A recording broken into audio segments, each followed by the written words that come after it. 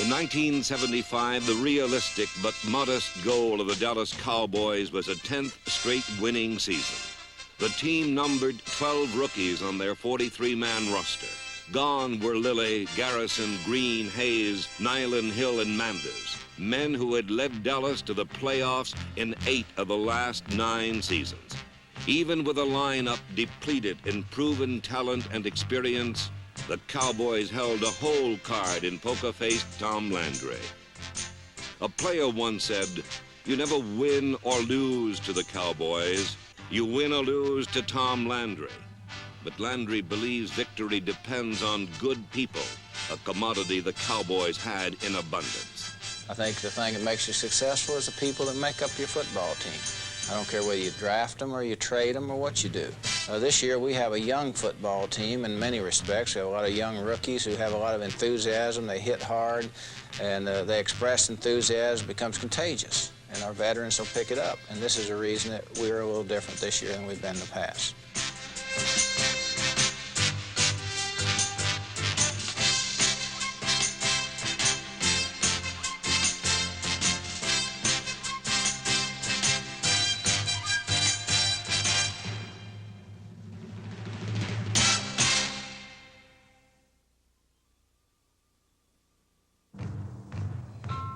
The young Cowboys desperately needed a few early season victories to gain their sea legs for the championship chase. Game 1 pitted them against the Rams, a team that was like an old dog trying to keep up with a pack of pups. And if you're chasing cars or championships, it's a good way to get run over.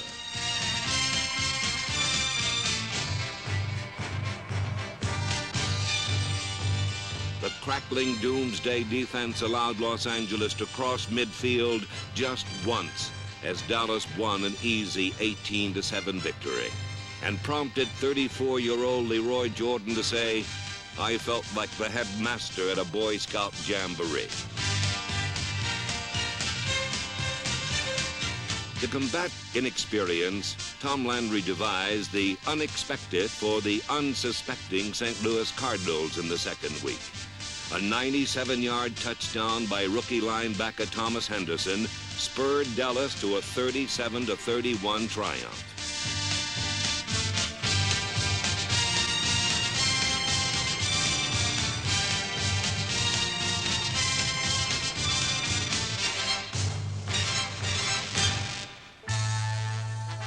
Two solid wins over championship contenders mushroomed into 3 in a row against the Detroit Lions. The quick strike offense came through with flying colors and rolled up 36 points.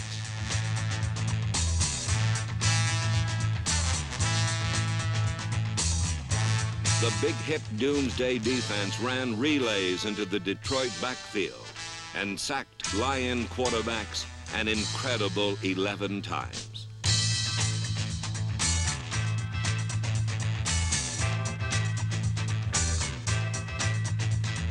The blending of a hardy nucleus of veterans with a liberal sprinkling of youth produced 3 straight impressive victories and a climate of contagious enthusiasm that was best expressed by safety Charlie Waters. That emotional factor that the rookies bring into the game, the unpredictable thing that they have, I knew that if we had that going for us, the determination, the intensity, that we can beat anybody. The youth, the mix of the youth and the age on our team it's just been super. Our organization, they're smart. They know what they're doing. Smart organization was borne out by the special teams. The end result of Mitch Hupp's towering punts was a hard lick by Benny Barnes, Bob Bruning, Pat Donovan, Kyle Davis, and Calvin Peterson.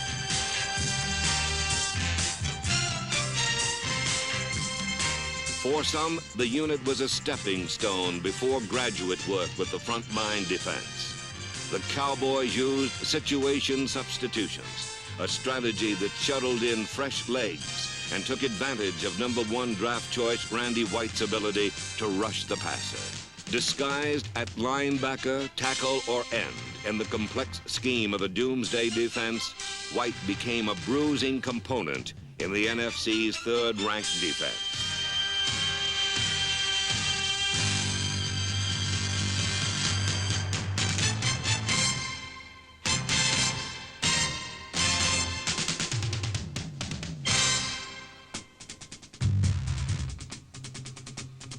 Early in 1975, their flex defense was like the little girl with the curl. Sometimes good, sometimes bad.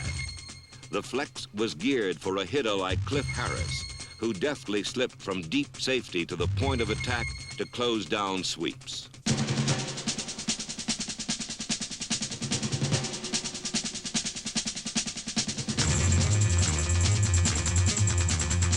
On the line, number 75, Jethro Pugh assumed the leadership burden from Bob Lilly. And with the help of 6'9" Ed Too Tall Jones, a runner couldn't see the forest for the trees. As a pass rusher, Too Tall and his punishing partner Harvey Martin helped Dallas dust off quarterbacks 41 times. The swarming charge of tackles, Larry Cole, Jethro Pugh, and Bill Gregory added up to big hits and fumbles, a category that ranked the Cowboys second best in the NFL.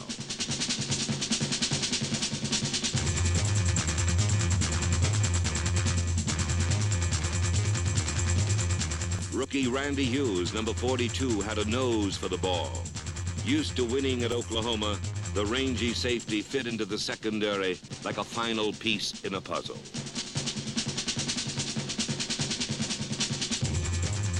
By the end of 1975, Doomsday gained an all-pro in Cliff Harris and lost its Jekyll and Hyde style. One thing it retained was enthusiasm, a trait dear to the heart of Leroy Jordan. I think the veterans have their own enthusiasm. I think that's one of my assets as far as, you know, I really like to cheerlead. I like to cheer these guys on because I like to see people do things well.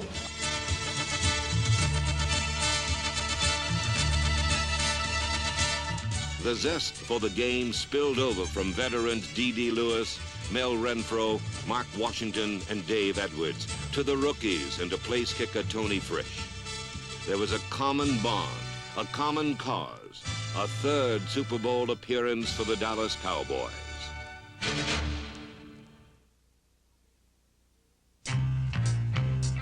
What Dallas gained in spirit was thought to be offset by a void at running back.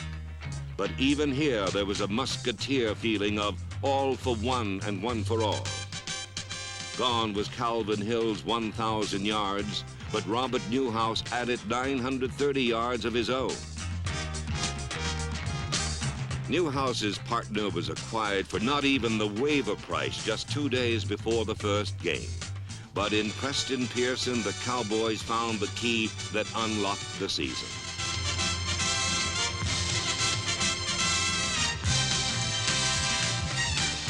Charles Young and Doug Dennison added depth and muscle to the backfield. And by year's end, a supposed weakness became a strength, and Dallas led the NFC in rushing.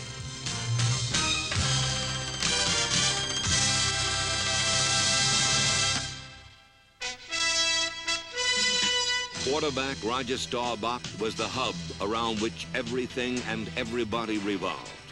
Roger's reckless style made him a high-risk quarterback, someone who sacrificed his body for 6 points. Realizing that a severe injury to Staubach would rob their chances for the playoffs, the imaginative Landry reincarnated a formation that made Roger less vulnerable to the pass rush. Used part of a season by the 49ers over a decade ago, the shotgun became a staple in the Cowboy attack. The formation gave Staubach an excellent sight line into the secondary and afforded him a precious extra second to size up the defense and seize the opportunity to pass or run.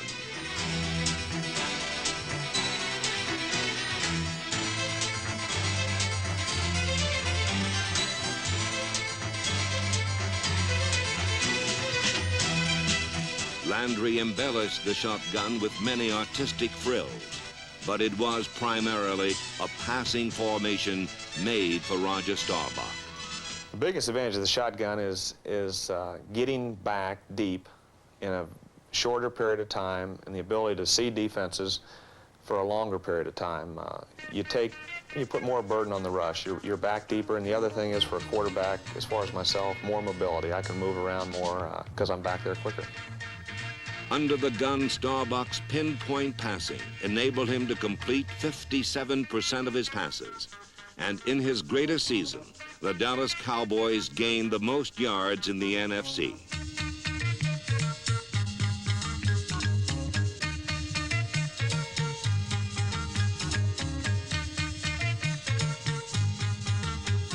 The spread formation quickly breached the heart of a secondary for tight ends Billy Joe Dupree and number 84, Gene Fugett. Fugett's versatility made him a valuable swing man who also played wide receiver, a position with little depth but big explosion. Number 83, Golden Richards, was the fastest Cowboy, a quarter horse whose speed opened up the field and drew double coverage away from the patterned precision of Drew Pearson, the team's leading receiver. In the championship season, Pearson gained more than 800 yards and caught 8 touchdown passes. Number 88 was a former quarterback and thus understands the subtleties of a passing attack, the importance of down and distance, and the timing between quarterback and receiver.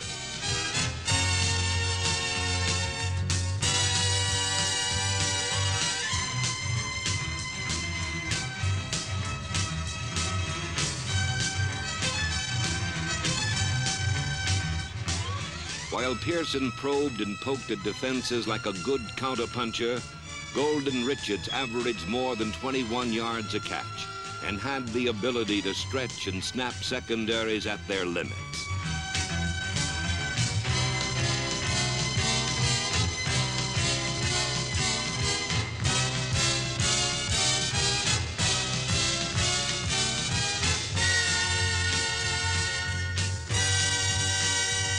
Richards mastered the shorter patterns, routes that required concentration, agility, and the coordination between hand and eye.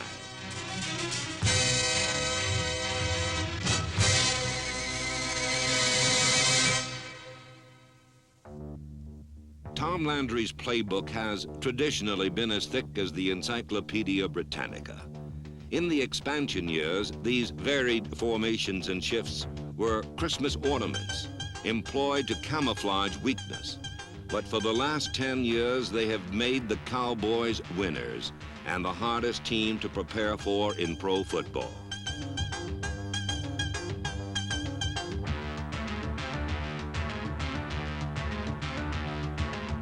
For years, the Cowboys were exciting but unloved. Now that they were underdogs instead of odds-on favorites, their mind-boggling style captured everyone's fancy. Each week, they pulled out games and plays like magicians grabbing rabbits out of a hat.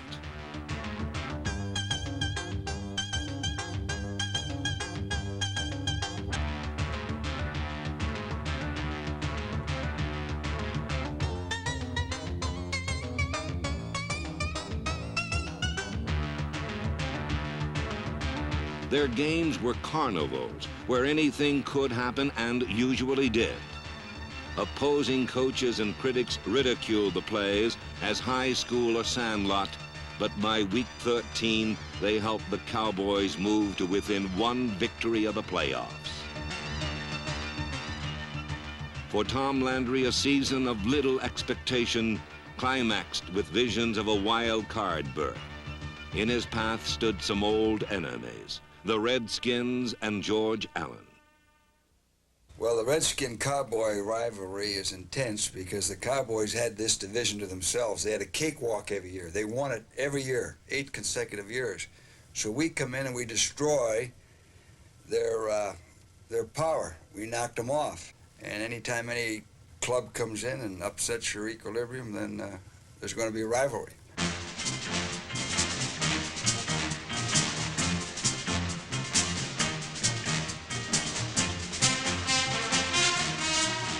A flat start put Dallas in a 10-0 hole until Golden Richards dug them out with a 57-yard catch and carry.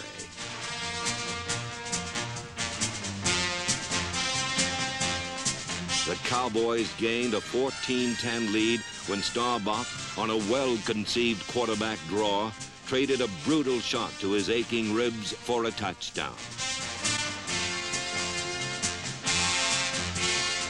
Last season, when Staubach was forced out of the game, the Redskins fell victim to Clint Longley's miracle on Thanksgiving.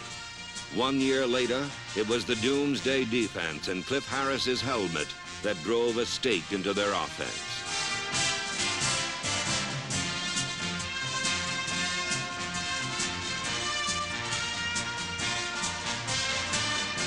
The 31-10 rout of Washington was capped by a final irony.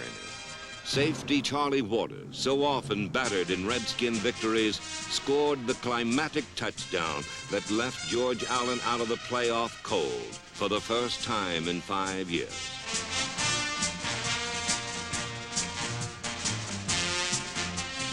'75 was a year the Dallas Cowboys came full circle. After years of being champions, they were Cinderellas. To reach the Super Bowl, they had to win 2 away games. But history was on their side, for the Cowboys had not lost in the first round of the playoffs since 1969. In Minnesota, Tom Landry's team was on the brink of elimination, even though they had outfought the Vikings for 58 minutes. Trailing 14-10, 80 yards stood between Dallas and victory. Rayfield Wright drove number 81, Carl Eller, from Bloomington to Minneapolis as Staubach desperately sought and found Drew Pearson.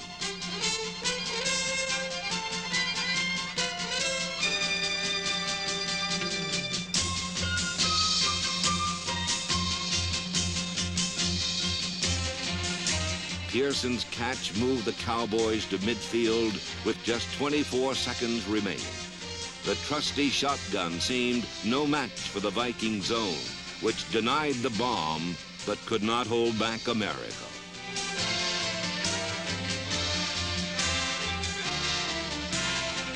In one magic moment, Drew Pearson transformed defeat into victory. Roger Staubach described it as a Hail Mary play. The controversy over Pearson's touchdown obscured the fact that Dallas clearly dominated Minnesota and deserved to win. Many chalked their victory up to luck. Surely, they said, the miracles would dry up against the imposing Los Angeles Rams, a team that had scored a decisive playoff victory over the Cardinals. 1 week later at the Coliseum, the opinions were unanimous. The Rams were bound to win. Is there any question? Is there any question on who's going to win? Would I be dressed like this if there was a doubt in my mind as to who was going to win?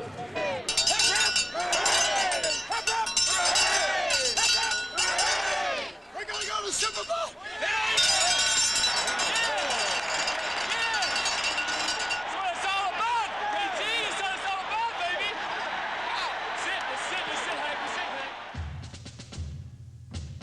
Tom Landry's defensive strategy was simple.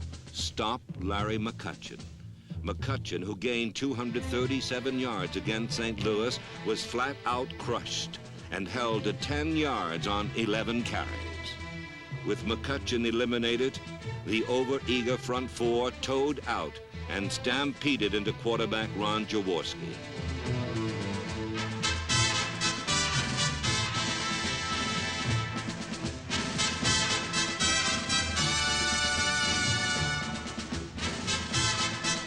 The question still remained whether Landry's offense could budge the NFC's #1 defense.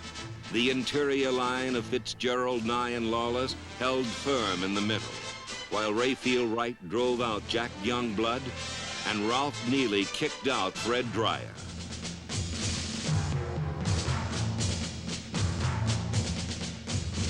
The day belonged to 30-year-old Preston Pearson, the former basketball player at Illinois, who once blocked a skyhook by Kareem Abdul-Jabbar. The former Steeler was the only Cowboy ever to play for another NFL team, and the man Roger Staubach called the key to our season.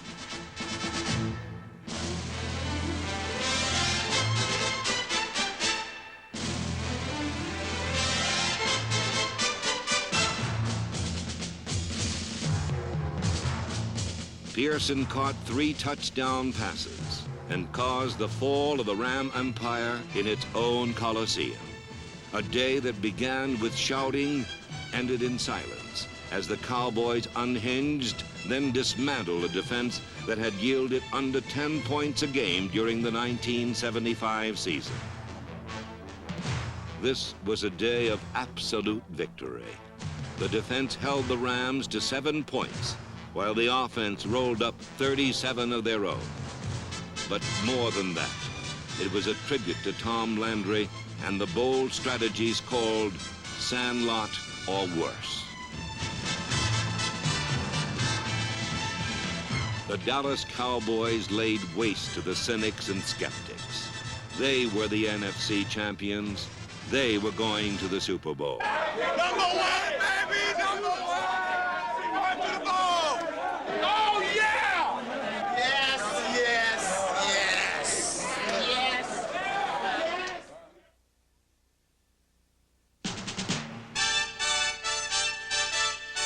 Super Sunday dawned bright and sunny.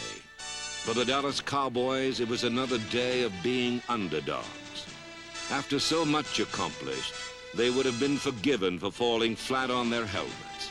Instead, they played dead even with the world champion Pittsburgh Steelers and made the 10th Super Bowl the most exciting and competitive ever.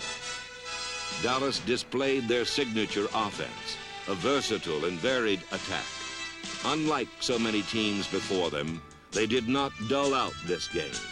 Their philosophy was as clear as a kid's letter from camp. Having fun, happy to be here.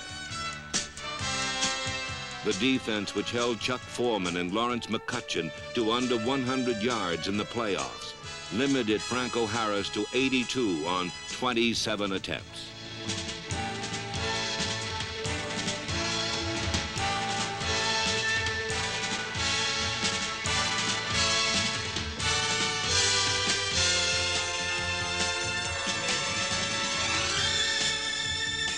The Cowboys led for most of the game, but the Pittsburgh Steelers and graceful Lynn Swann were the better team at the end. Later, Swann said, "After my touchdown, we all expected them to give up. They never did."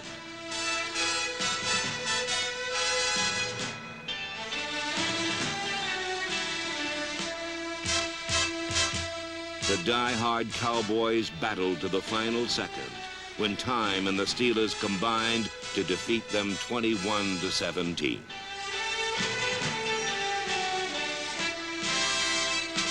Painful as it was to lose the biggest game of the season, everyone agreed there were no losers in Super Bowl 10. Certainly not the Dallas Cowboys, who reestablished themselves as champions and continued a streak of excellence that has produced 10 straight winning seasons and 9 playoff appearances in 10 years. The best is yet to come, for this is a young team, a team with spirit and character, a team that wins with a smile.